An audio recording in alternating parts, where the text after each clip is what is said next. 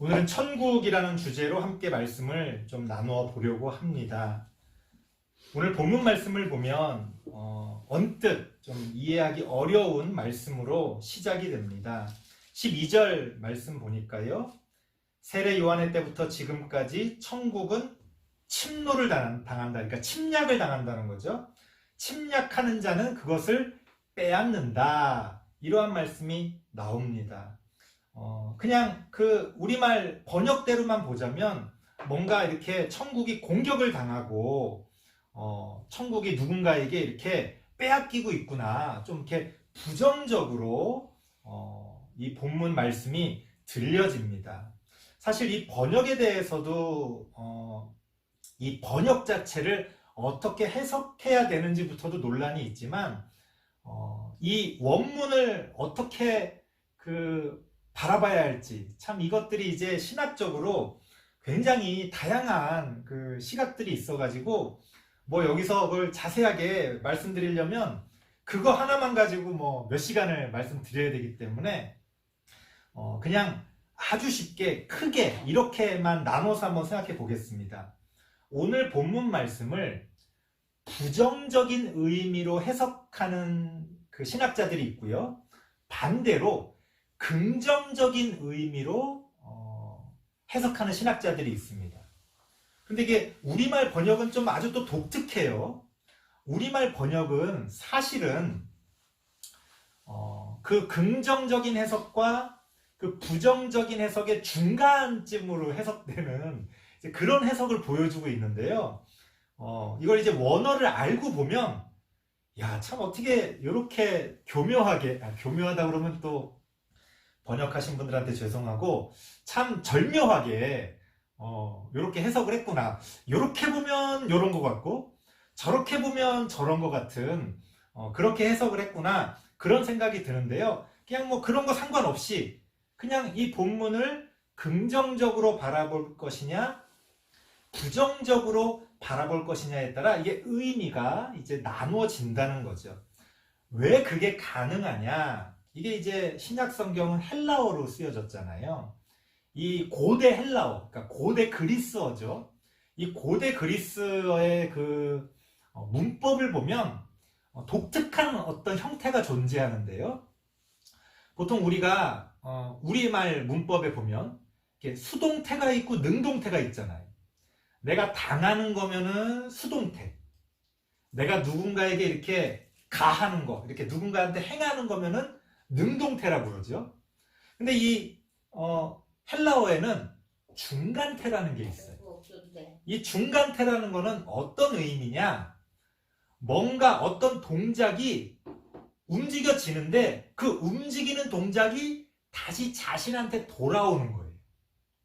그러니까 보통은 어떤 동작이 나한테 이렇게 가해지느냐 아니면 남에게 가해지느냐에 따라 수동태, 능동태 이렇게 바뀌어지는데 이 중간태는 이 가다가 자기한테 돌아오는 거예요.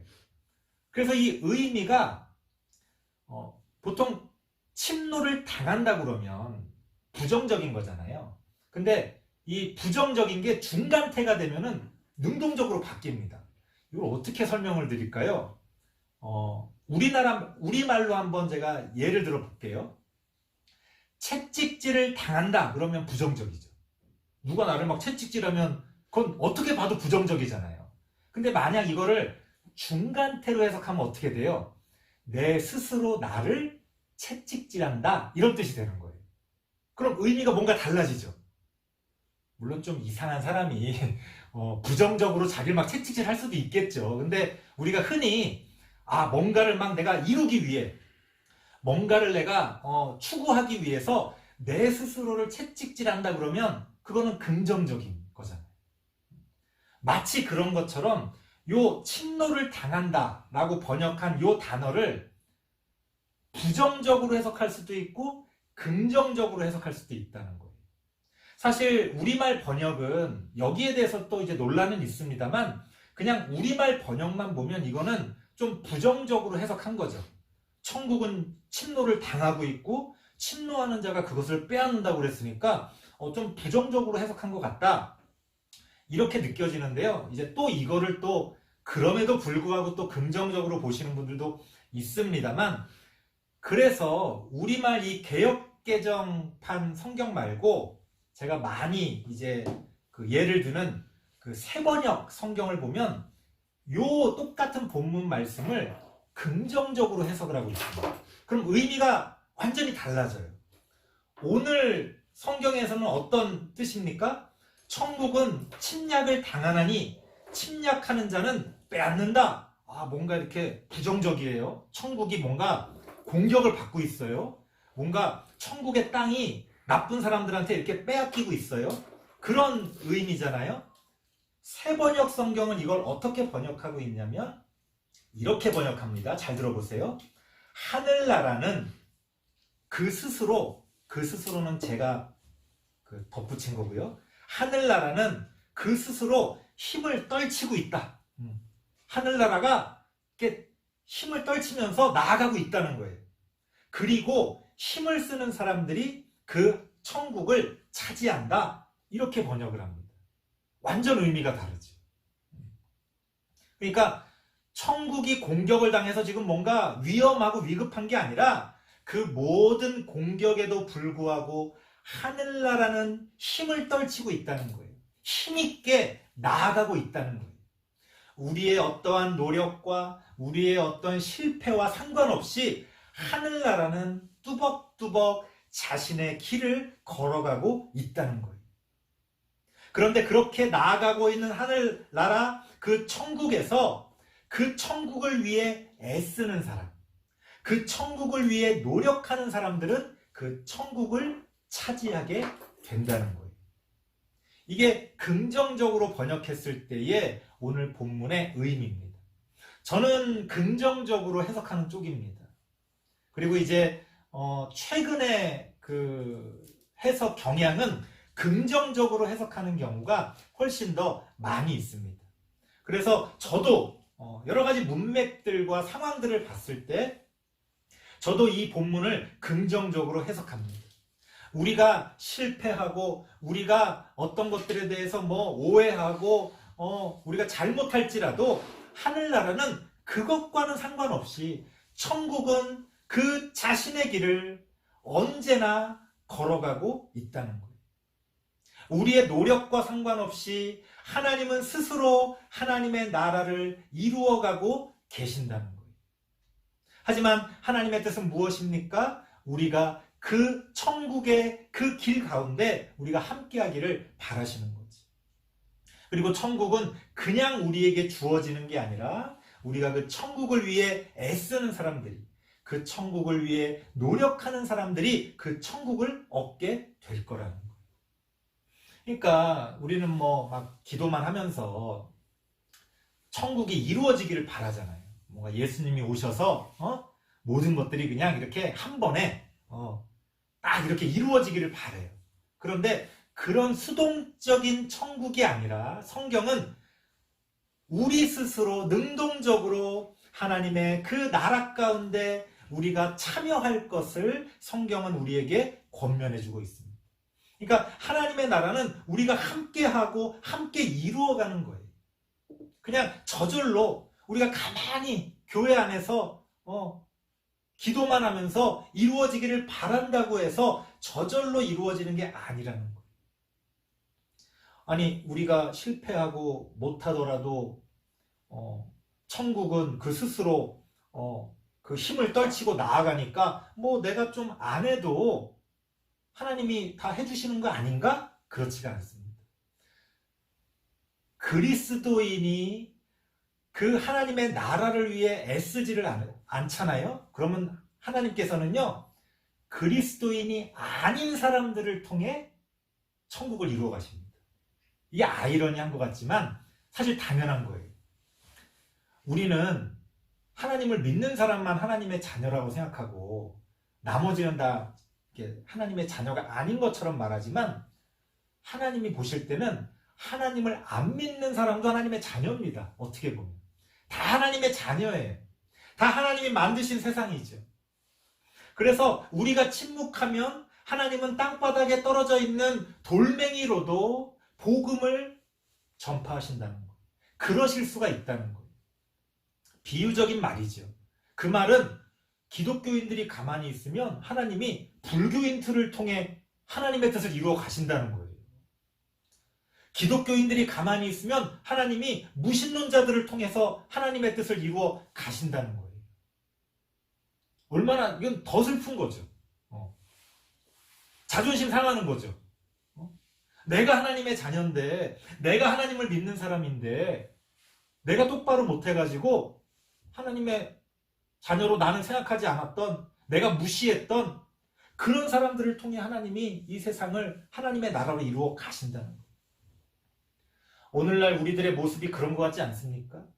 교회는 오히려 하나님의 나라를 회방하고 하나님을 안 믿는 사람들, 혹은 심지어 다른 신을 섬긴다고 하는 사람들이 하나님을 믿는다는 사람들보다 더 거룩한 하나님의 일들을 이루어 가면 그게 바로 오늘 이 말씀과 다를 바가 없는 거죠.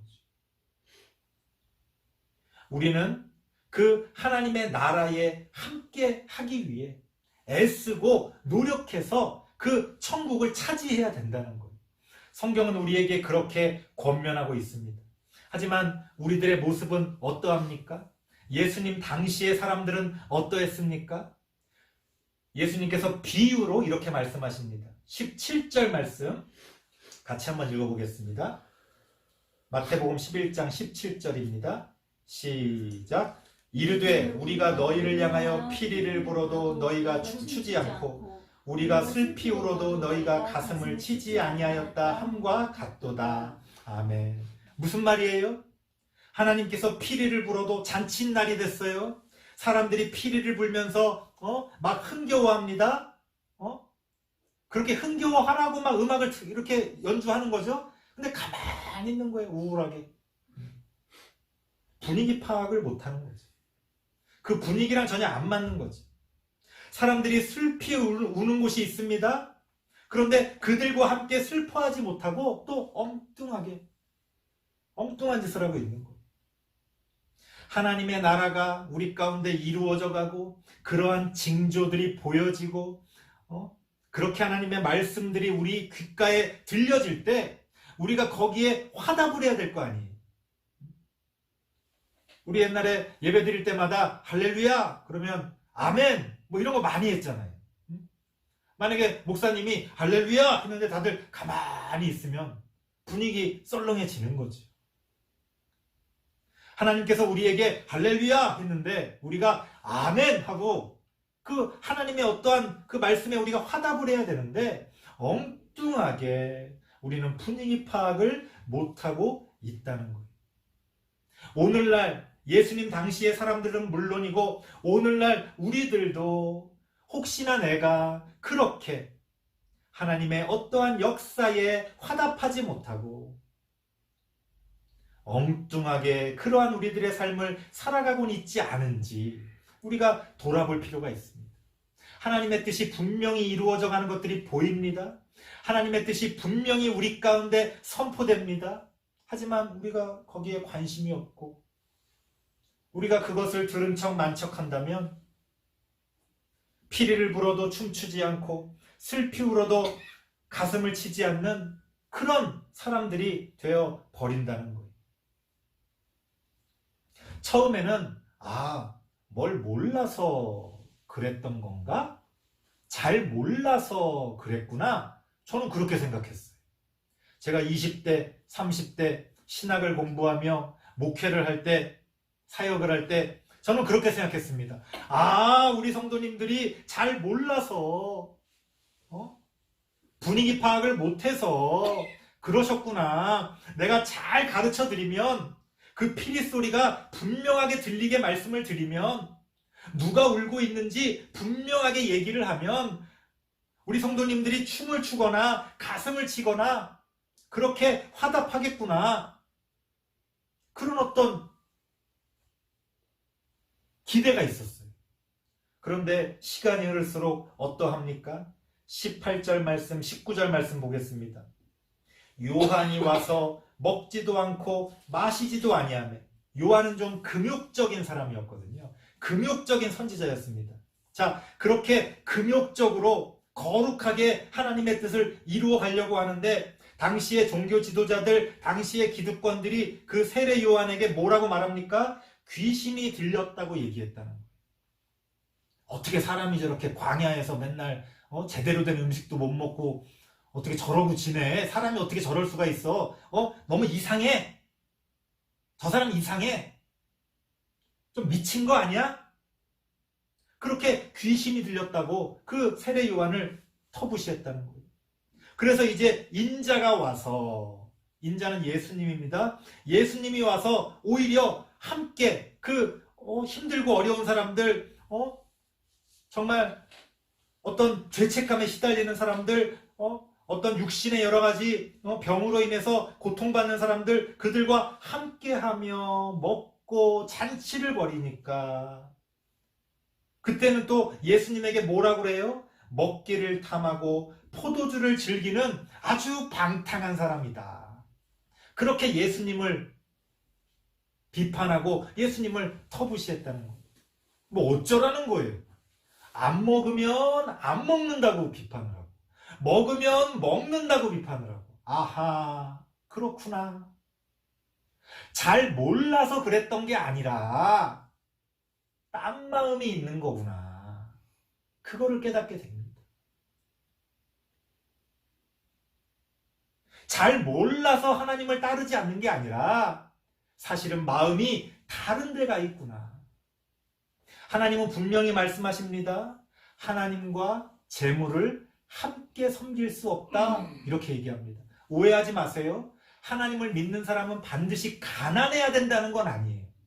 하지만 하나님을 믿는 사람이 돈에 부유해지는 거에 관심을 가질 수는 없다는 거예요. 그게 그 사람의 삶의 어떤 만족의 기준이 될 수는 없다는 거예요.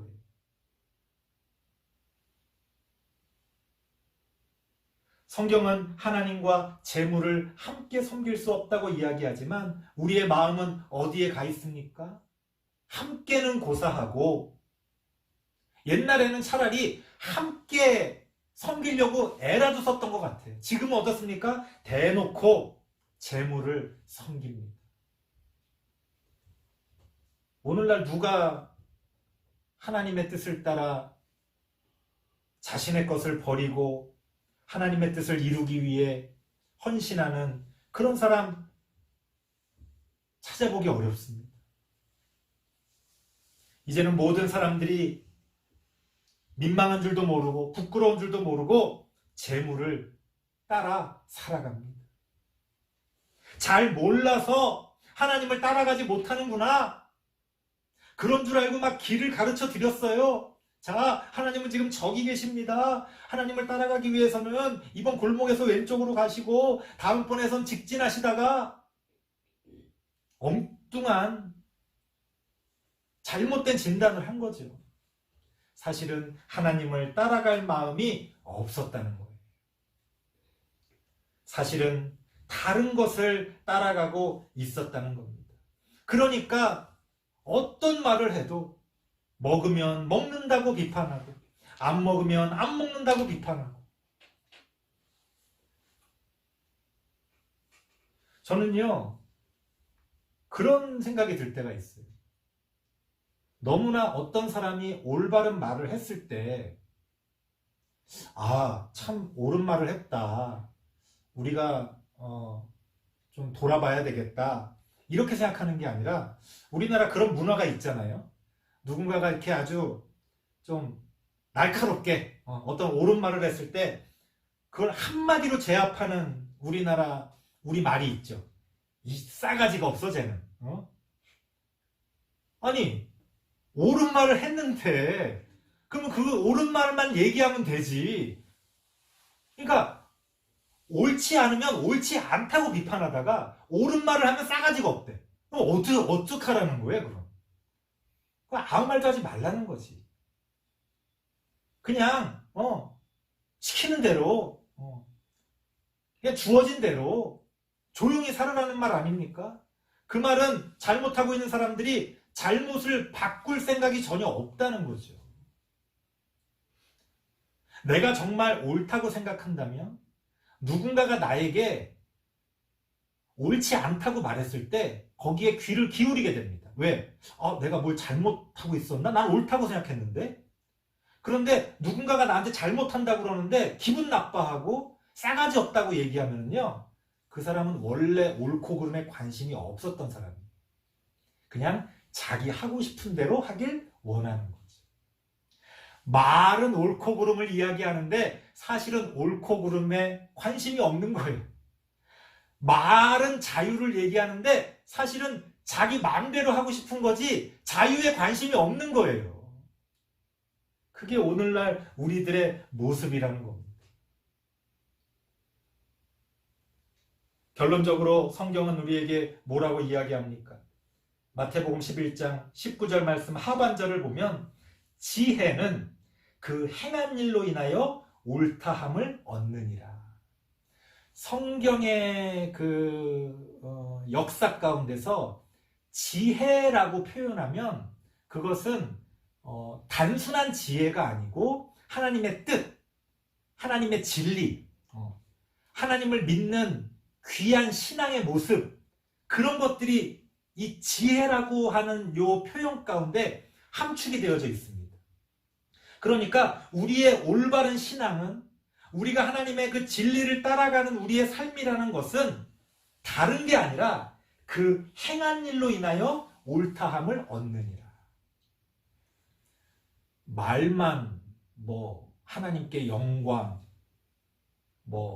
진리, 옳고, 정의, 자유 100번 말해봤자 그 행한 일로 인해서 하나님이 판단하시는 거지 말은 소용없다는 거예요. 오해하지 마세요. 말하는 건 중요합니다. 우리가 말을 잘해야죠. 하지만 말만 해서는 그게 무슨 소용이냐는 거예요. 많은 사람들이 교회에서 어떤 여러 가지 프로그램에 참여하고 어떤 행사를 치르는 거를 가지고 내가 믿음의 어떤 활동을 했다고 착각을 해요. 이번에 무슨 행사 열심히, 내가 그러면서 뭐라고 그래? 하나님의 일을 했다고 말합니다. 여러분, 교회에서 하는 어떠한 일도 사실은 하나님의 일이 아니에요. 정말 하나님의 일은 세상에서, 우리의 삶의 자리에서 우리가 어떻게 행동하느냐를 통해서 드러나는 거지, 내가 기도를 얼마나 했느냐, 내가 교회를 얼마나 열심히 나갔느냐, 교회에서 내가 어떤 역할을 했느냐, 얼마나 교회에서 막 열심히 봉사를 했느냐, 그거는 하나님이 보실 땐 중요한 게 아니에요. 우리끼리는 중요할 수 있죠. 우리끼리 이 교회라고 하는 어떤 단체를 유지해 나가기 위해서 누가 열심히 뭘 하고 이렇게 했다, 그 안에서는 우리가 좋다 나쁘다 얘기할 수 있어요. 하지만 하나님이 보실 때 하나님의 나라와 관련해서는 만약에 우리가 교회 안에서만 멈춰 있다면 그건 아무 소용이 없다는 거예요. 세상에서, 우리의 삶의 자리에서 우리가 어떤 일을 행하고 있느냐에 따라 하나님께서 우리를 옳다, 그르다 판단하신다는 거예요. 하지만 얼마나 많은 경우에 우리는 그저 교회에서 시키는 대로, 교회에서 하는 프로그램에 참여함으로써 내가 뭔가 신앙생활을 잘하고 있구나. 내가 이번에 30일 새벽기도 한 번도 안 빠졌으니까 내가 하나님 앞에 정말 이번에 헌신했다. 그 어떤 신앙생활의 어떤 훈련을 위해서라면 의미가 있지만 그 자체로는 상관이 없는 거예요. 오해하지 마세요. 교회에서 그런 거를 한다는 게 틀렸다는 게 아니에요. 잘못됐다는 게 아니에요. 우리가 교회에서 그런 거를 왜 하는지를 잊지 말아야 된다는 거예요. 군인이 평소에 훈련을 합니다. 왜 합니까? 전쟁이 터졌을 때 전쟁을 올바로 치르기 위해서 하는 거예요. 훈련을 위한 훈련은 의미가 없다는 거예요. 우리의 신앙생활도 마찬가지입니다. 우리가 이 세상 가운데서 어떻게 살아야 할지, 나의 삶의 자리에서 이 복잡한 정말 이런 어떤 우리의 삶의 모습 가운데서 우리가 어떻게 하나님의 나라를 이루어가야 할지 얼마나 어렵습니까? 근데 우리는 교회 안에서 마치 그런 복잡하고 어려운 것은 없는 양 너무나 쉽게 어떤 것들을 이야기합니다. 하나님을 믿읍시다. 믿음이 쉽습니까? 하나님을 위해 헌신합시다. 헌신이 쉽습니까? 하나님께 영광을 돌립시다. 어떻게 돌리라는 거예요? 교회 안에서는 말잔치만 넘쳐납니다. 성경 공부를 한다고 그러지만 무엇을 위한 성경 공부인지, 그저 성경 공부를 위한 성경 공부가 얼마나 많이 있습니까? 가르치는 사람도 뭘 가르치는지 모르고 배우는 사람도 왜 배우는지 모르는 그런 일들이 얼마나 많이 있습니까? 교회 안에서 이런저런 행사를 하지만 그저 교회 몸집만 키우려고 하는 그런 행사들이 얼마나 많이 있습니까? 그래서 오늘 성경 말씀은 우리에게 분명하게 말하고 있습니다. 지혜는 그 행한 일로 인하여 옳다함을 얻느니라. 우리가 우리의 삶의 자리에서 어떻게 행하고 어떤 삶의 모습으로 살아가느냐에 따라 하나님은 판단하신다는 거예요. 설교를 마치겠습니다. 천국은 지금 이 시간에도 자신의 길을 뚜벅뚜벅 걸어가고 있습니다. 우리가 거기에 참여하지 않는다면 하나님은 다른 사람들을 통해서라도 하나님의 그 나라를 이루어 가십니다. 만약 우리가 구원을 이야기하고 천국에 가겠다고 말한다면 우리는 그 하나님의 나라에 참여하고 그것을 그 하나님의 나라를 이루어가는 일에 힘을 쓰고 애를 써야 합니다. 우리가 그렇게 할 때에 우리가 구원을 이루게 됩니다. 그렇게 할 때에 하나님이 우리를 구원해 주시는 겁니다. 하지만 우리는 엉뚱하게 지금 하나님이 무엇을 하고 계신지도 모르고 분위기 파악을 못하고 있습니다. 심지어 하나님이 나를 따르라 이렇게 말씀하실 때 우리는 엉뚱한 것들을 사실은 따라가고 있습니다. 하지만 결론은 분명합니다. 마음이 어떤지, 교회에서 얼마나 뭘 열심히 했는지 그거 다 상관없이 여러분들이 여러분의 삶의 자리에서 무엇을 행하고 있느냐, 어떤 하나님의 나라를 이루어가고 있느냐에 따라 하나님은 우리를 판단하고 계신다는 겁니다. 하나님이 우리를 판단하시는 그 기준을 따라 하나님의 나라에 참여하고 하나님의 나라를 차지하는 우리 모든 성도님들 되시길 바랍니다. 그렇게 천국을 얻고 그 천국 가운데서 하나님의 나라를 살아가는 우리 모든 성도님들 되시길 바랍니다. 기도하겠습니다. 하나님 감사합니다. 우리는 천국을 이야기하지만 그 천국이 어떠한지, 어떻게 이루어져 가는지 사실은 알지 못하고 무관심할 때가 얼마나 많은지 모릅니다. 지금 이 시간에도 하나님의 나라가 천국이 이루어져 가고 있을 때에 우리가 그것을 위해 노력하고 애쓰며 그 천국에 참여하여 그 천국을 차지하는 우리들이 되어질 수 있도록, 그렇게 우리의 삶의 자리에서 우리가 행하는 일들을 통하여 하나님의 나라를 이루어갈 수 있도록 하나님 함께하여 주옵소서. 예수님의 이름으로 기도드리옵나이다. 아멘.